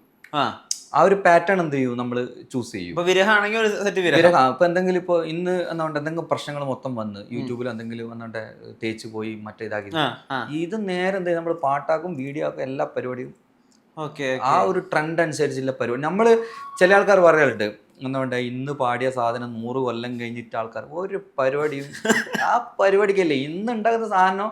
ഈ 100 ചില പാട്ടുകളെല്ലാം എൻ്റെ മുന്നിലെ കലാകാരന്മാരെല്ലാം നല്ല പണിയെടുത്തിട്ടെല്ലാം പാട്ടുണ്ടാക്കുന്നുണ്ട്. യൂട്യൂബിലെല്ലാം 1000 വ്യൂസ് പോലും ഉണ്ടാവില്ല, അത്രയും ഡൗൺ ആയിരിക്കും. പക്ഷെ കണ്ടന്റ് ഹെവി കണ്ടന്റ് ആയിരിക്കും. ഇതേ റിലീസിന് തന്നെ ചിലപ്പോൾ എൻ്റെ എന്താ പറയുക ഇവിടെ 2 ലക്ഷം റുപ്യ ഇൻവെസ്റ്റ് ചെയ്ത സാധനം ഞാൻ ഇവിടെ ചിലപ്പോൾ 50,000 റുപ്യ ഇൻവെസ്റ്റ് ചെയ്തിട്ടുണ്ടാവും. അത് ക്വാളിറ്റി കുറച്ച് കുറവും ഉണ്ടാവും. ക്വാളിറ്റി എന്ന് വെച്ചാൽ ലിറിക്സിലും ഞാൻ പറഞ്ഞല്ലോ പാട്ടിൽ എന്തെങ്കിലും നെഗറ്റീവ് നമ്മൾ ഇട്ട് കൊടുക്കും. ഈ സാധനം ചിലപ്പം 1 കോടി ആയിരിക്കും, ഇത് 1000 വ്യൂസ് ആയിരിക്കും. ഇവിടെ ബിസിനസ്സിൽ ഫ്ലോപ്പ് ആയിരിക്കും, ഇത് ബിസിനസ്സിൽ ഹൈ ആയിരിക്കും. കാരണം ഒരു വർക്കിൻ്റെ മെയിനായിട്ട് സംഭവം വെച്ച് കഴിഞ്ഞാൽ നല്ല ഇപ്പോൾ ഒരു അവാർഡ് പാടെ ഇറക്കി ഒരു 5 കോടി റുപ്യ അതിൻ്റെ അകത്ത് ഇൻവെസ്റ്റ് ചെയ്ത്. ഓക്കെ, ഒരു പ്രൊഡ്യൂസർ കേട്ടാ, വിഷ്ണു ഒരു പ്രൊഡ്യൂസറാന്ന് വിചാരിച്ചാൽ ഇങ്ങേപ്പുറം എന്ത് ചെയ്യുന്നു, കോമൺ ആയിട്ട് ഒരു ചങ്ങായി ഒരു 3 കോടി റുപ്യൻ്റെ പടം സാധാരണ ലോക്കൽ ടീമിനെല്ലാം വെച്ചിട്ടൊരു പുതുമുഖം അങ്ങനെ വെച്ചിട്ടൊരു പടം ചെയ്ത് ഈ 3 കോടിൻ്റെ സാധനം ചിലപ്പോൾ ഒരു 50 കോടിയിലേക്ക് പടം ഹിറ്റ് അടിച്ചിട്ട് ബിസിനസ്സിൽ അങ്ങോട്ട് കയറും. ഈ ഫുൾ നെഗറ്റീവ് ആയിരിക്കും കേട്ടോ, ഈ പടത്തിന് മൊത്തം നെഗറ്റീവ് ആയിരിക്കും. ഇതിൽ ഓൾറെഡി ഭയങ്കര പ്ലസ് ആയിരിക്കും, ഫണ്ട് ഒന്നും ഉണ്ടാവില്ല. കാരണം അവാർഡ് ഇവിടെ ഒന്നും അങ്ങനെ പോയിട്ട് തിയേറ്ററൊന്നും കാണുന്നില്ല. ഇത് റെഡിക്ക് പറഞ്ഞു കഴിഞ്ഞാൽ ജനങ്ങളെ മുന്നിൽ ഇതിലെല്ലാം പറയാം അവാർഡ് പാടാം ഭയങ്കര സ്റ്റാൻഡേർഡ് പാടാണ്. ഇതിന്റെ പ്രൊഡ്യൂസർ അവസ്ഥ എന്ന് ചോദിക്കുന്ന ശരിയാ ഓൻ റെഡിക്ക് പറഞ്ഞു കഴിഞ്ഞാൽ ഓൻ അതോടുകൂടി അവന്റെ ലൈഫ് അവിടെ പോയി. ചിലപ്പോൾ ഈ വീടെല്ലാം വിറ്റിട്ടും അങ്ങനെല്ലാം പടങ്ങൾ അങ്ങനെ ഒരുപാട് പ്രൊഡ്യൂസറെല്ലാം ഞാൻ ആ വിധത്തിൽ നോക്കുകയാണെങ്കിൽ തൻസിയുടെ ഒരു ഗുരു എന്ന് പറഞ്ഞ സന്തോഷം വേണ്ടിട്ടാണോ എങ്ങനെ മാർക്കറ്റ് ചെയ്യണം? അയ്യോ അങ്ങനെ എൻ്റെ ഗുരു എന്ന് പറഞ്ഞു കഴിഞ്ഞാൽ ഞാൻ എന്താ പറയാ ഫീൽഡിൽ വന്നിട്ട് ഒരുപാട് പാട്ടുകാർ അവസ്ഥ കണ്ടി ഞാൻ ഷോക്കായിപ്പോയി. ഞാൻ നേരത്തെ പറഞ്ഞല്ലോ ഒരുപാട് പാട്ടുകാർ ഞാൻ വിചാരിക്കുന്ന അവരടിക്കെല്ലാം മിനിമം ആസ്തി തന്നെ ഒരു 5-6 കോടി റുപ്യ ആസ്തി ഉണ്ടാവും. സ്വന്തമായിട്ട് വീട് പോലും ഇല്ലാണ്ട് ക്വാർട്ടേഴ്സിൽ നിൽക്കുന്ന ആൾക്കാരാണ്. പിന്നെ അവസരത്തിൽ കാണുമ്പോൾ ഭയങ്കരമായിട്ട് സങ്കടമായി. കാരണം ഇത്രയും എന്നെക്കാട്ടി വലിയ സിംഗറാണ്, നല്ല കഴിവില്ല ആർട്ടിസ്റ്റാണ്, ഭയങ്കര കഴിവില്ല ആൾക്കാരെല്ലാം ഇങ്ങനെ ആകുമ്പോൾ അപ്പം ഞാൻ ഈ ഫീൽഡിൽ വന്നിട്ട് എന്താവുമല്ല. കാരണം ഞാൻ ഓൾറെഡി എന്നുകൊണ്ട് ബിസിനസ്സിനായിട്ട് വന്നത് അല്ലാണ്ട് പാട്ട് പാടിയിട്ട് ഫേമസ് ആണെന്നുള്ള സംഭവത്തിനല്ല. അപ്പം ഞാനിത് എന്ത് ചെയ്യും, അപ്പോൾ ബുദ്ധി കൊണ്ട് കളിക്കേണ്ടി വരും. കാരണം ഇവർ ഈ പാട്ടുകാരെല്ലാം പാടിക്കൊടുത്തത് നമ്മളെപ്പോലത്തെ മാർക്കറ്റിംഗ് കമ്പനിക്കാണ്. ഇവർ അന്നൊരു പാട്ട് പാടും, 5,000 റുപ്യ വാങ്ങും, അഭിനയിക്കാനാണെങ്കിൽ ഒരു 15,000 റുപ്യ വാങ്ങിയിട്ട് അവരൊരു ദിവസം കൊണ്ട് അവർ പോകും. അവർക്ക് അന്ന് സേഫാണ്. പക്ഷെ പ്രൊഡക്ഷൻ കമ്പനി ചിലപ്പോൾ ഈ ഒരു പാടിനെ കൊണ്ട് ലക്ഷങ്ങളും ചിലപ്പോൾ അത് കോടിക്കണക്കിന് ഉറുപ്പ്യ വരെ കിട്ടിയിട്ടുണ്ടാവും. ഇപ്പൊ താജുദ്ദീൻ വടകര, താജുക്ക് ഇപ്പൊ കൽപ്പാട് ഫാത്തിമ പാടിയത് കൊണ്ട് അതിന് 1 ഉറുപ്പ്യ കിട്ടിയിട്ടുണ്ടാവില്ല. പ്രൊഡക്ഷൻ ബേസിൽ സ്റ്റേജിലും അതേപോലെ തന്നെ അതിനോട്ട് പേരും കാര്യങ്ങളുണ്ട്. പക്ഷെ ആ പാട്ട് പാടിയത് കൊണ്ട് അതിന് കിട്ടാൻ പോകുന്നത് മാർക്കറ്റിംഗ് കമ്പനീസിനും പ്രൊഡ്യൂസർക്കും മാത്രമേ. ഏകദേശം 2 കോടിയുടെ അടുത്ത് യൂട്യൂബില് വ്യൂ അതിന് ഒരു വിധത്തിലുള്ള ഷെയർ ഒന്നും അദ്ദേഹത്തിന് കിട്ടിയിട്ടുണ്ട്, താജുക്കൊക്കെ കിട്ടുന്നുണ്ട്. ഇനിയിപ്പോ അതിന്റെ ഇത് താജ് മറ്റേ സജിയാട്ടനാണ്, മില്യൻ സജിയാട്ടൻ ഓൾറെഡി മറ്റേ താജുക്കാക്ക് എന്താ പറയണ്ടേ ഒരു സന്തോഷത്തിൽ കൊടുക്കാന്നുള്ള ലെവലിലല്ലാണ്ട് വേറെ ഒന്നുമില്ല. പക്ഷെ മൂപ്പര് ഹെൽപ്പ് ചെയ്യുന്ന ആളാട്ടാ സജിയാട്ടന്. കാരണം എൻ്റെ ഈ ഫീൽഡിൻ്റെ അടുത്ത് കുറേ ആൾക്കാർ നമ്മൾക്ക് പറഞ്ഞു മനസ്സിലാക്കി തരും. നമ്മളൊരു സമയത്ത് പക്ക ക്രാക്ക് ആയിരുന്നു. ഈ ഫീൽഡിൽ വന്നിട്ട് ഞാൻ ഫീൽഡ് കൊളാക്കേണ്ട സെറ്റപ്പിലാക്കിന്. കൊളാക്കാന്ന് പറഞ്ഞു കഴിഞ്ഞാൽ ഒരു മാസത്തിൽ 10 ആൽബം 100 പാട്ടെല്ലാം വരും. ഇങ്ങേപ്പുറം ചിലപ്പോൾ അത്ര ഹെവി കണ്ടന്റ് ചിലപ്പോൾ 10 ലക്ഷം റുപ്യ 5 ലക്ഷം റുപ്യ ഇൻവെസ്റ്റ് ചെയ്തിട്ടായിരിക്കും ഇവിടെ വർക്ക് ചെയ്യുന്നത്. പക്ഷെ എൻ്റെ ഇൻവെസ്റ്റ്മെന്റ് ചിലപ്പോൾ അത്ര പൈസ ഉണ്ടാവും. ഈ 100 പാട്ടും കൂടിയിട്ട് 10 ലക്ഷം ഉണ്ടാവും. പക്ഷെ ഇവർ ഒരു വർക്കിന് ചിലപ്പോൾ 10 ലക്ഷം റുപ്യ ഇൻവെസ്റ്റ് ഉണ്ടാവും. ഇവര് ഞാനീ പരക്ക CD ഇറക്കുമ്പോൾ CDന്റെ ആൾക്കാരെടുക്കുക, ഇവർ കൊടുക്കുന്നത് 50 റുപ്യ, ഞാൻ ചിലപ്പോൾ 35 റുപ്യൊക്കെ ആയിരിക്കും. കാരണം CD ഷോപ്പുകാർക്കാർ എന്താ പൈസ, അവർക്ക് ലാഭം ഉണ്ടാക്കാനല്ല അവർ എൻ്റെ CD കൂടുതൽ വിൽക്കുകയും ചെയ്യും. അപ്പോൾ ഇതേപോലെ മാർക്കറ്റിംഗ് കമ്പനിയെല്ലാം ഇതിലൊക്കെ പ്രമുഖരെന്ന് പറഞ്ഞിട്ട് ഈ ഗുണമേന്മയില്ലാത്ത സാധനം കൊടുത്തിട്ട് ഈ അടൈ ഫീൽഡ് നശിപ്പിച്ച അല്ല വിളിച്ചിട്ട് പറയും ഇങ്ങനെ പിന്നെ തനിച്ച ഒന്നത് റൈറ്റ് ഒന്ന് കൂട്ട്. അവർക്ക് പറയാൻ വേറെ വഴിയില്ല. കാരണം എന്താ വെച്ച് കഴിഞ്ഞാൽ 1-2 ടീംസ് ഇത് ആദ്യം നമ്മുടെ സംസാരിച്ച് പിന്നെ ഞാൻ ഓൾറെഡി അവരോടൊക്കെ പറഞ്ഞു ഞാനൊരു ആർട്ടിസ്റ്റ് അല്ല, നിങ്ങൾ ആർട്ടിസ്റ്റായിട്ട് തന്നെ കണക്ക് കൂട്ടണ്ട, ഞാൻ ഓൾറെഡി ബിസിനസ് ചെയ്യാൻ വേണ്ടിയിട്ട് വന്നതാണ്. ബിസിനസ് നിങ്ങളും ചെയ്തോ, നിങ്ങൾ 35 നിങ്ങൾ 30 റുപ്യക്ക് വിറ്റോ, സാരില്ല നിങ്ങൾ വാങ്ങിക്കോ. പക്ഷേ അത് ഓൾറെഡി അവർക്ക് പറഞ്ഞിട്ട് പിന്നെ അവരെന്നെ പറഞ്ഞടാ നമ്മൾ അത്രയും പൈസ ഇൻവെസ്റ്റ് ചെയ്തിട്ടാണ് ചെയ്യുന്നത്, അത് ഫീൽഡ് ഇങ്ങനെ കൊള്ളാവും. ഞാൻ ഒരിക്കലും ഫീൽഡ് കൊള്ളാവില്ല. ഫീൽഡ് ഓൾറെഡി അത് വെറുതെ പറയുന്നത്. ഇപ്പോൾ ഇവിടെ 1000 പടങ്ങൾ ഇറങ്ങിപ്പോന്ന്, നല്ലതാണെങ്കിൽ ജനങ്ങൾ സ്വീകരിക്കും, ഇല്ലെങ്കിൽ അവിടെ വേസ്റ്റ് അവിടെ സെറ്റും. ഞാൻ ചിലപ്പോൾ ഈ 10 ആൽബത്തിൻ്റെ എത്തും ഏതെങ്കിലും ഓരോ പാട്ടെങ്കിലും നല്ല പാട്ടായിട്ട് ഇട്ടിട്ടുണ്ടാവും. കൺഫേം ആയിട്ട് ഇട്ടു ഞാൻ. കാരണം എന്താ വെച്ചാൽ 10 CD സെയിൽ പോവല്ലോ. അതെന്റെ മൈൻഡിൽ നമുക്ക് ആദ്യം ഇതുണ്ട്. ചിലപ്പോൾ 9 പാട്ടും ചളിപ്പാട്ടായിരിക്കും. ഒരു പാട്ട് കാരണം ചിലപ്പോൾ ആ CD ആക്ഷേപം ഒഴിവാക്കാൻ വേണ്ടി ഒരെണ്ണം വെക്കും. അതെന്താ വെച്ചാൽ ആ ഒരു പാട്ട് ഹിറ്റായാൽ മതി. ആ CD വാങ്ങുമല്ലോ. അന്ന് യൂട്യൂബിലല്ല, ഒരു CD ആ ഒരു പാട്ട് ഹിറ്റാണെങ്കിൽ ആ CD മൊത്തം കൂടെ വാങ്ങും, കച്ചവടമാവും.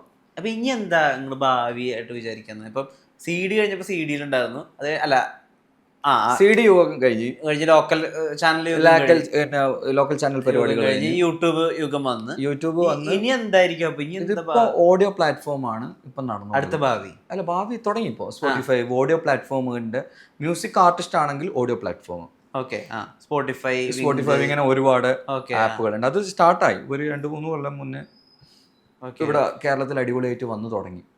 അവിടേക്കായിരിക്കും ഇനി കൂടുതൽ ഇൻവെസ്റ്റ്മെന്റ് എന്ന് പറഞ്ഞു കഴിഞ്ഞാൽ നമ്മളിപ്പം ചെയ്തുകൊണ്ടിരിക്കുന്ന പരിപാടി ഉണ്ടല്ലോ, അതിൽ ഓൾറെഡി എന്തായാലും ഇൻവെസ്റ്റ് നമ്മൾ ചെയ്തേ പറ്റും. കാരണം ഇപ്പോൾ നമ്മളിപ്പോൾ ഒരു ആൽബത്തിന്റെ ചാനൽ, ഇപ്പൊ പല ആൾക്കാർ എന്നോട് പറയാറുണ്ട്, കമന്റിലെല്ലാം കണ്ടു, തൻസീറെ 2025 ഇനിയെങ്കിലും മാറിക്കൂടി എന്നെല്ലാം പറഞ്ഞു കമന്റ് ശ്രദ്ധിക്കണ്ട. അത് പഴയ ആൾക്കാർ ആര് പാടിക്കഴിഞ്ഞാൽ ഇപ്പം വരുന്നുണ്ട്. ഇവരോടെല്ലാം പോകാൻ പറയാം. ഞാൻ പറയുന്നത് സ്റ്റാഫെല്ലാം വിളിച്ചിട്ട് പറയും, ഇതപ്പോൾ ഇങ്ങനെ പറയുന്നത്, ഞാൻ ഒരു പോകാൻ പറയണ്ട, കമന്റ് ഡിലീറ്റ് ആയിട്ട് അവിടെ തന്നെ വെക്കുക പറയും. പറയാൻ കാരണം എന്താണെന്ന് വെച്ച് കഴിഞ്ഞാൽ നമ്മളെ ആൽബം ഫീൽഡിൻ്റെ അടുത്ത് ഞാൻ കൊണ്ടാന്നൊരു സാധനമുണ്ട്. ആരും കൊണ്ടുവരാത്ത പല പരിപാടിയും ഞാൻ കൊണ്ടാന്ന് വെച്ചിട്ടുണ്ട്. ഇത് ഓൾറെഡി ഞാൻ ഇവർക്ക് ജനങ്ങൾക്ക് വേണ്ടിയിട്ട് ഞാൻ പുതിയ പാട്ട് ഇവരെ ടേസ്റ്റിന് വേണ്ടിയിട്ട് ഇടേണ്ട ആവശ്യമില്ല. ഇത് കമന്റോടികൾക്ക് വേണ്ടിയിട്ട് ഇടേണ്ട ആവശ്യമില്ല, ഉദ്ദേശിക്കുന്നില്ല. ഇപ്പം നമ്മളൊരു താൾബോയ്സ് മെയിൻ ചാനലിലെത്ത് 1 മില്യൺ സബ് ഉണ്ട്. ഈ 1 മില്യൺ സബും ഇഷ്ടപ്പെടാണ്ട് ഒരിക്കലും ഒരാള് സബ്സ്ക്രൈബ് ചെയ്യാല. അപ്പൊ അതിന്റെ ഓഡിയൻസ് എന്താണ്, ആ ചാനലിന്റെ ഓഡിയൻസ് എന്താണ്, ആ കണ്ടന്റേ ഞാൻ ഇറക്കും. പിന്നെ വേറൊരു ബിസിനസ് എന്താണെന്ന് വെച്ച് കഴിഞ്ഞാൽ, നമ്മളിപ്പോൾ ഇന്നൊരു പാട്ടിറക്കി, ഞാൻ പാട്ടിറക്കുമ്പോൾ പക്ക സ്റ്റോറി ബേസിലേ എന്ത് ചെയ്യും. ചിലപ്പോൾ ചളിയായിരിക്കും. ഞാൻ നേരത്തെ നിങ്ങൾ മനഃപൂർവ്വം ചെയ്യുന്നത്. അത് എന്തുകൊണ്ടെന്ന് വെച്ച് കഴിഞ്ഞാൽ, ഈ സ്റ്റോറി വെച്ച പാട്ടുകൾ ഒരു 100 കൊല്ലം കഴിഞ്ഞ് കഴിഞ്ഞാലും നമുക്ക് തമ്പും ടൈറ്റിലും മാറ്റി കഴിഞ്ഞ് കഴിഞ്ഞാൽ അവിടെ ഫണ്ടാക്കാം. അത് ഞാൻ കാണാറുണ്ട്. ഭാര്യ ഒറ്റപ്പെട്ടപ്പോൾ പല രീതിയിലും ടൈറ്റിലും സംഭവങ്ങള് നമുക്ക് മാറ്റി കഴിഞ്ഞ് കഴിഞ്ഞാല് നമുക്ക് വേദനയോടെ ഗൾഫിലേക്ക്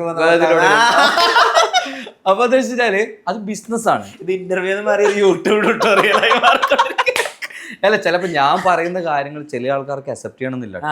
എനിക്ക് ഞാൻ ഈ പറയുന്ന വിഷയങ്ങളും എന്നാൽ ചിലപ്പോൾ ആദ്യമായിട്ട് ഇന്റർവ്യൂ കാണുന്ന ആൾക്കാരെല്ലാം വിചാരിക്കും ഇവനെന്താ ഇങ്ങനെ സംസാരിക്കുന്നത്. കാരണം ഞാനൊരു പാട്ടുകാരൻ എന്നുള്ള ലെവലിൽ ഞാൻ സൈലന്റ് ആണ്. അപ്പോൾ അവർ ചിന്തിക്കും ഇവനെന്താ ഇങ്ങനെ ബിസിനസ് സംസാരിക്കുന്നത്. ചില എന്നെ പറ്റിയിട്ട് അറിയാത്ത ടീമാണ്. പക്ഷെ എനിക്ക് എൻ്റെ ഈ ഫീൽഡിലുള്ള അറിവുകളല്ലേ എനിക്ക് സംസാരിക്കാൻ പറ്റൂ.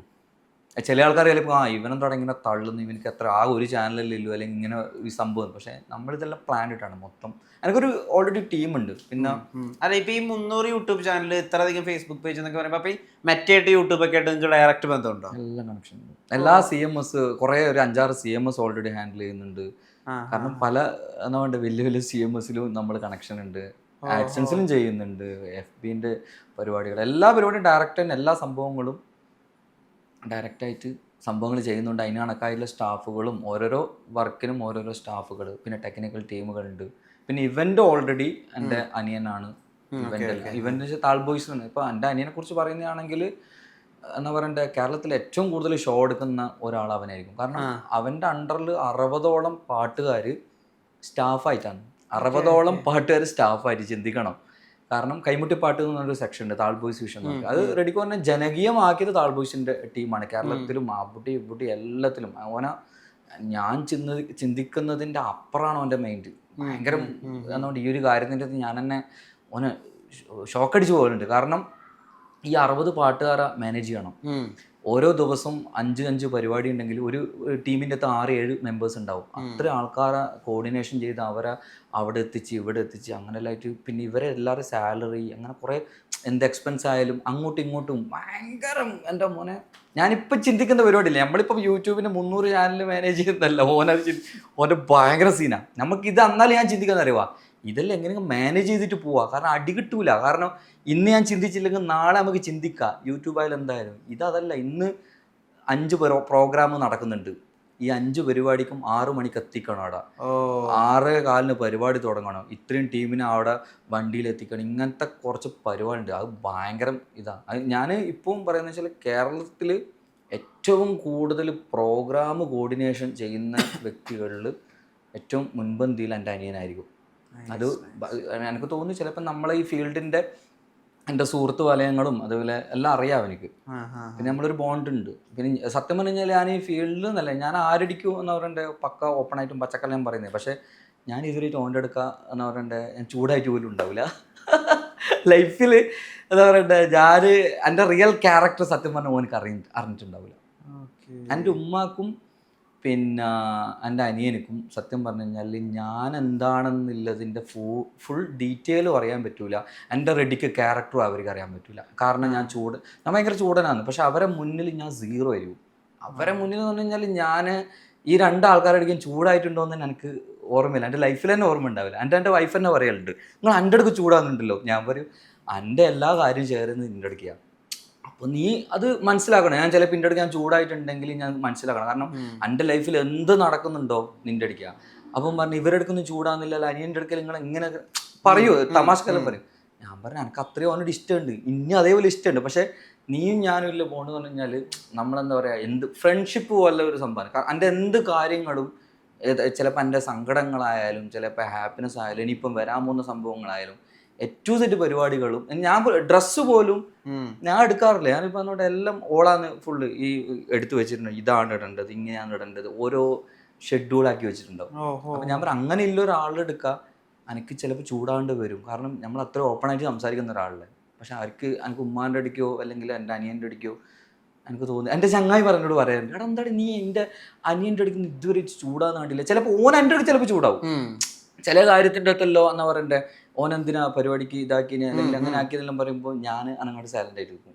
കാരണം നിങ്ങളെങ്ങനെ ഫസ്റ്റത്തെ വരുമാനത്തിന് എങ്ങനെ കൈ കിട്ടുന്ന പൈസ വരുമാനമായിട്ട് ഫസ്റ്റ് എങ്ങനെയാണ് ഈ മീഡിയയിലെ മാപ്പിളപ്പാട്ട് ആൽബത്തിലേക്ക് ഇറങ്ങിയിട്ട് ആദ്യം കിട്ടുന്ന വരുമാനം എത്ര രൂപ? ഫസ്റ്റ് വരുമാനം എന്ന് പറയുന്നത് ഞാൻ ഓൾറെഡി ഫസ്റ്റായിട്ട് ആൽബത്തിൽ ഇൻവെസ്റ്റ് ചെയ്തത് 50,000 രൂപയായിരുന്നു 15 വർഷം മുന്നേ. നല്ലൊരു ഫണ്ട് ഓൾറെഡി. അതിൽ 10-20,000 റുപ്യൻ്റെ അടുത്ത് എൻ്റെ കയ്യിലുള്ള പൈസയും ബാക്കി ഒരു 10-30,000 റുപ്യ എൻ്റെ കാർണൂർ എൻ്റെ ഉമ്മാൻ്റെ ഏട്ടനനിയുണ്ട് അവരുടെ ഞാൻ ഭയങ്കര ഡീപ്പായില്ല. എന്ത് കാര്യങ്ങളും ഷെയർ ചെയ്യാൻ പറ്റുന്നത്. പിന്നെ എന്തെങ്കിലും ഫണ്ട് ഉണ്ടെങ്കിൽ അവരുടെ ഞാൻ ഫസ്റ്റ് ചോദിക്കാൻ എന്തെങ്കിലും ഉണ്ടെങ്കിൽ ഫസ്റ്റ് എന്തും എന്നുകൊണ്ട് നമ്മൾ അത്രയും ഈ കുഞ്ഞോടെ കല്യാണം ഉണ്ടല്ലോ അതിൽ ചെറിയൊരു ടീം എന്നുകൊണ്ട് ഒരു പെങ്ങളും 4 ആങ്ങളില്ല. അതായിരുന്നു എൻ്റെ ഉമ്മ പെങ്ങളും 4 ആങ്ങളെ അവരെ. കാരണം അവരെ ഭയങ്കര എൻ്റെ ഉമ്മാനെ സ്നേഹിക്കുന്ന കണ്ടിട്ട് ഞാൻ തന്നെ അത്ഭുതപ്പെട്ടിട്ടുണ്ട്.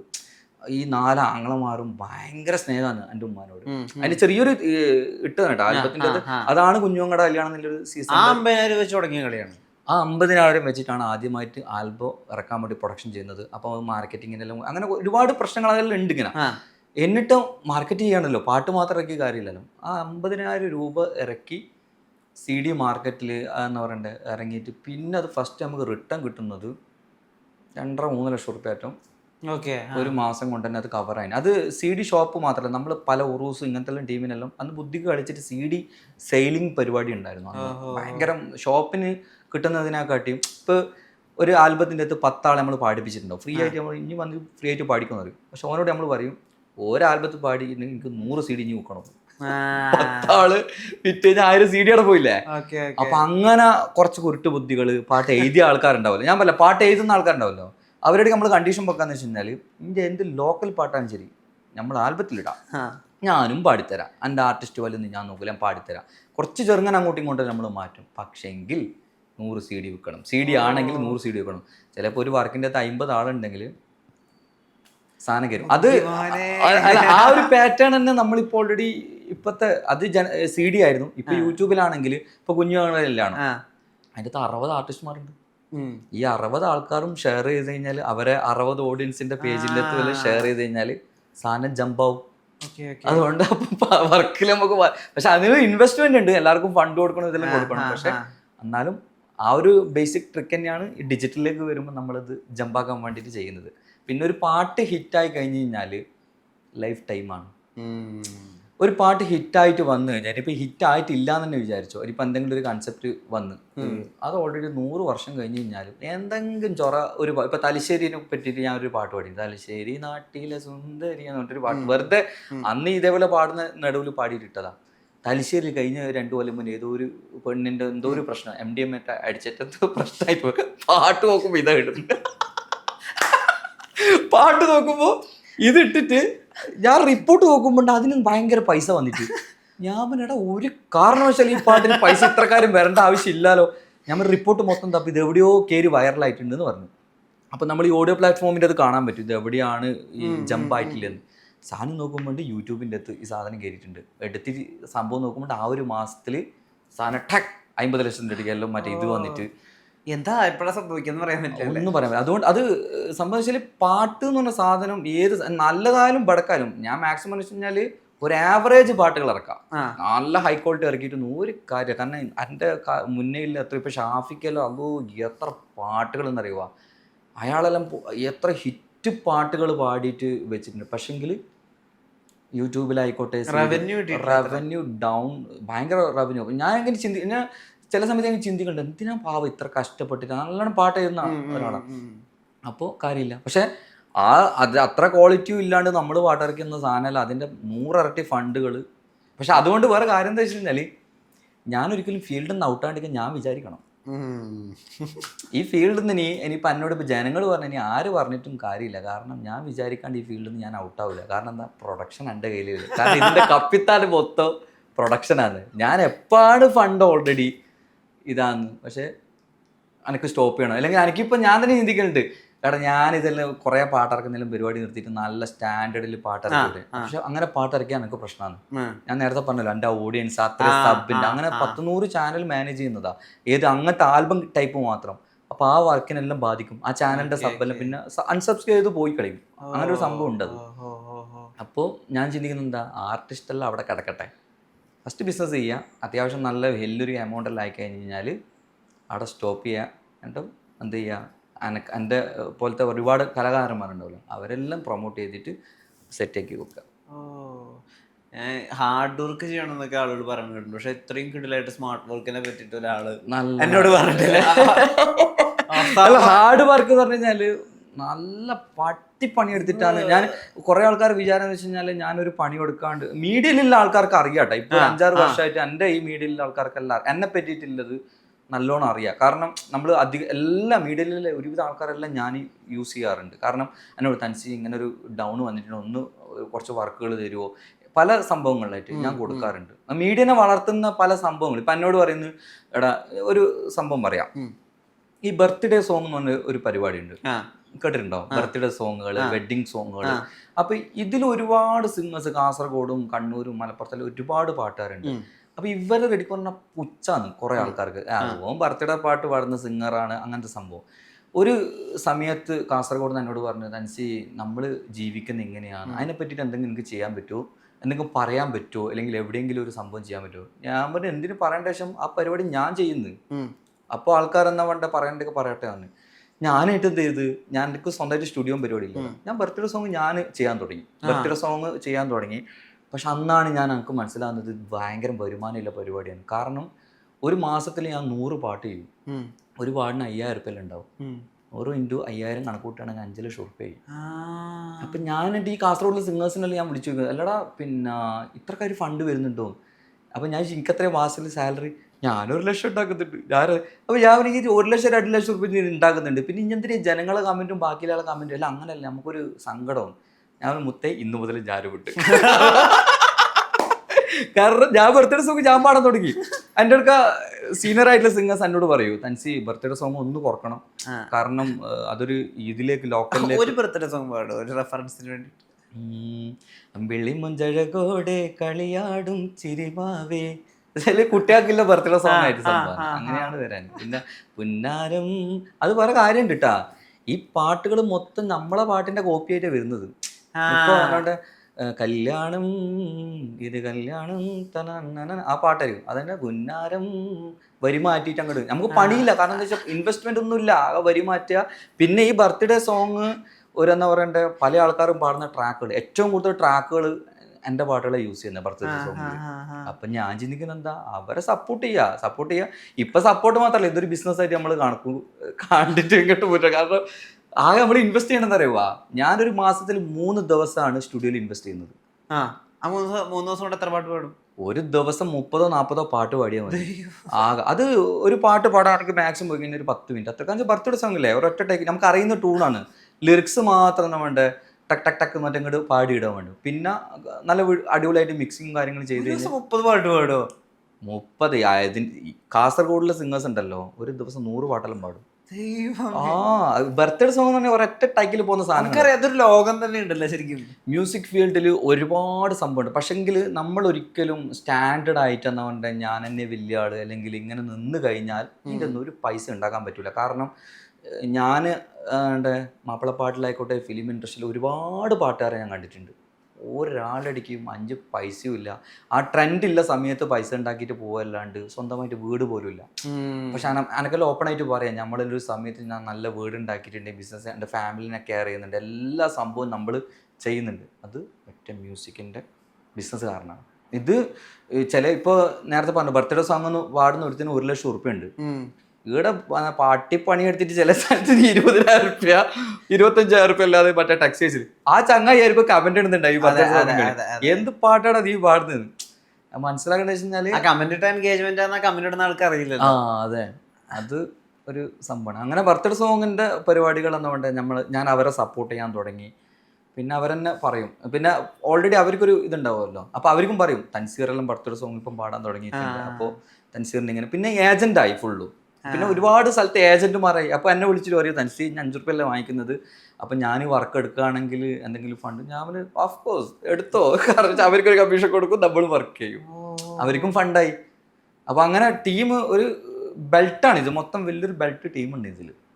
ബർത്ത്ഡേ സോങ്ങിന് ഒരു ടീമുണ്ട്, സ്റ്റേജ് പ്രോഗ്രാമിന് ഒരു ടീമുണ്ട്, ഈ മീഡിയ ആൽബം മീഡിയക്ക് ഒരു ടീമുണ്ട്, മാപ്പിളപ്പാട്ട് എന്ന് പറഞ്ഞാൽ വേറെ സെക്ഷനിലേക്ക് ഒരു ടീമുണ്ട്. അങ്ങനെ ടോട്ടലി ഇതൊരു ബെൽറ്റ് സംഭവം. അത് മൊത്തം നമ്മൾ എന്ത് ചെയ്യാൻ നല്ല അടിപൊളിയായിട്ട് ഡീസൻ്റ് ആയിട്ട് കോർഡിനേഷൻ ചെയ്യുന്നതാണെങ്കിൽ വേറെ ഒരു പരിപാടിക്കും പോകണ്ട. മാപ്പിള ആൽബത്തിൽ റോക്കി ബോയ് ആണല്ലേ? അല്ല, മാപ്പിളപ്പാട്ട് എന്ന് മാത്രമല്ല കേട്ടോ, ഞാൻ ഒരു വേറെ കേസ് പറയാം. മാപ്പിളപ്പാട്ട് ആൽബത്തിൻ്റെ അത് പ്രൊഡക്ഷൻ ചെയ്തിട്ട് പൈസ ഉണ്ടാക്കിയ ടീംസാണ് ഇപ്പം മുഴുവൻ സിനിമ ഫീൽഡിലെ പ്രൊഡക്ഷൻ കമ്പനീസിൻ്റെ.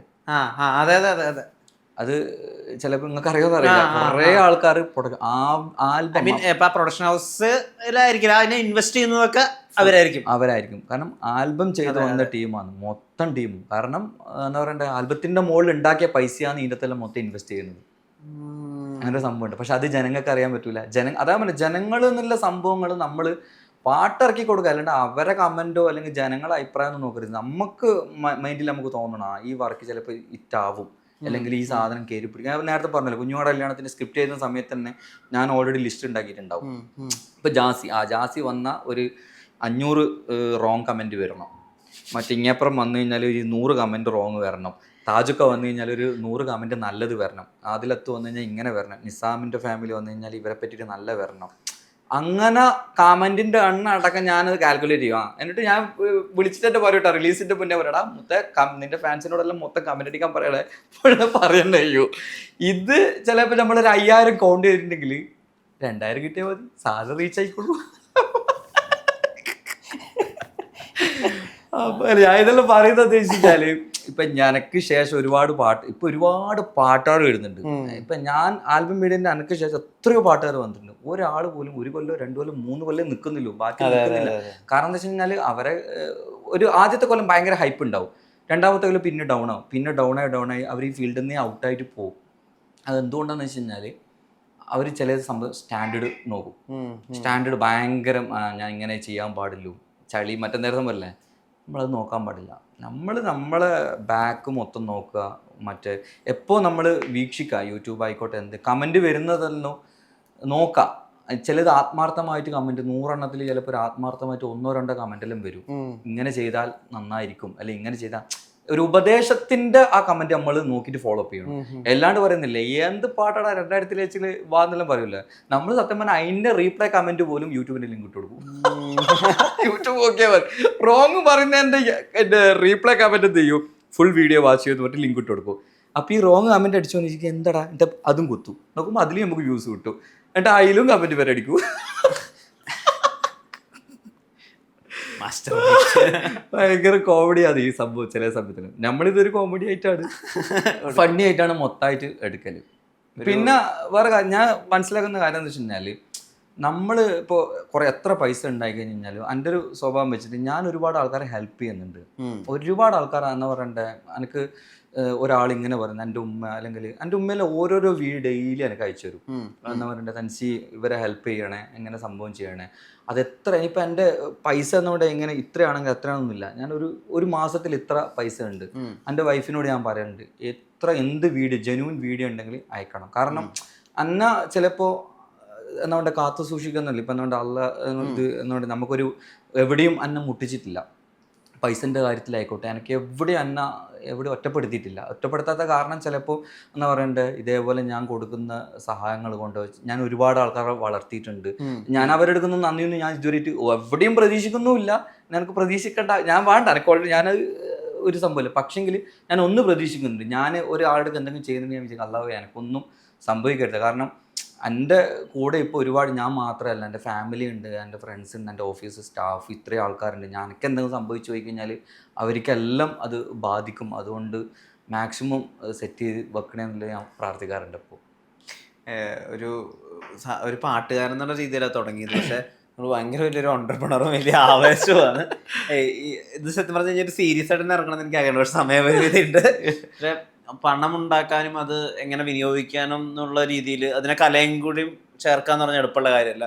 ഭയങ്കര ഇൻസ്പിറേഷനാണ് നിങ്ങൾ. ഡെഫിനറ്റ്ലി ഇനിയും കലാജീവിതം മുന്നോട്ട് പോട്ടെ, പ്രൊഡക്ഷനും ബാക്കിയുള്ള ഗംഭീരമായിട്ട് പോട്ടെ. നേരത്തെ ഒരുപാട് ഒരുപാട് ഒരുപാട് നന്ദി. Thank you. നമസ്കാരം. നമസ്കാരം.